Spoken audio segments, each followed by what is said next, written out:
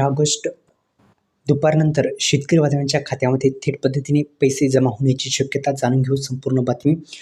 आपण पाहता ते योजना करून लोकप्रिय यूट्यूब चॅनल आता सबस्क्राईब करा, बेल आयकॉनला ऑल प्रेस करायला विसरू नका. नैसर्गिक आपत्ती आणि कीड रोगा आपलीत झालेल्या शेतकरी बांधवांना जे पीक विमा आहे तो आता शेतकरी बांधवांच्या खात्यामध्ये जमा होण्याची शक्यता आहे. दुपारनंतर थेट पीक विम्याचे पैसे शेतकरी बांधवांच्या खात्यामध्ये जमा होण्याची शक्यता आहे. 2023ची जी आकडेवारी आहे खरीप हंगामाची ती आपल्या समोर आलेली आहे. किती शेतकरी बांधवांना भेटला होता.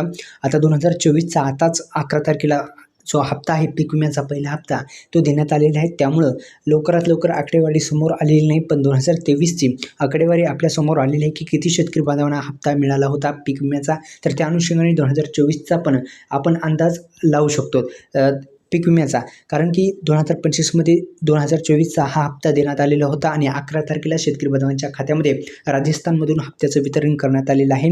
पीक विम्याच्या हप्त्याचं वितरण करण्यात आलेले आहे. आता राहिलेल्या शेतकरी बांधवांना आज दुपारपासून मिळण्याची शक्यता आहे पीक विमा. तर एकंदरीत हा पीक विमा जो आहे आकडेवारीसुद्धा आपण मांडणार आहोत समोर. तर आकडेवारी ही आहे मित्रांनो, ही 2023ची आकडेवारी आहे. आपण पाहू शकता ही 2023ची आकडेवारी आहे. जर आपण पाहिलं तर खरीप हंगाम 2023मध्ये राज्यातील 1,71,00,000हून अधिक शेतकरी बांधवांना प्रधानमंत्री पीक विमा योजनेअंतर्गत नोंदणी केली होती.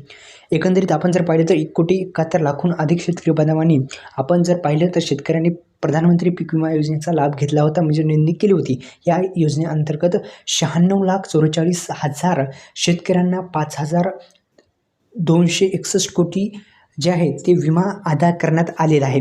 आणि खरीप 2024चा पण इथं देण्यात आलेला आहे. जसं की आपण कोणकोणत्या जे पिकं आहेत त्याच्या भरला होता, जसं की सोयाबीन असेल, कापूस असेल, तूर, मूग, उडीद, मक्का, बाजरी याचा पीक विमा भरला असेल. तर 2023ची आकडेवारी समोर आलेली आहे. एकंदरीत आपण जर पाहिलं तर 2024चा जो पीक विमा आहे तो पण आज दुपारपासून मिळण्याची शक्यता वर्तवली जात आहे. धन्यवाद. जय शिवराय.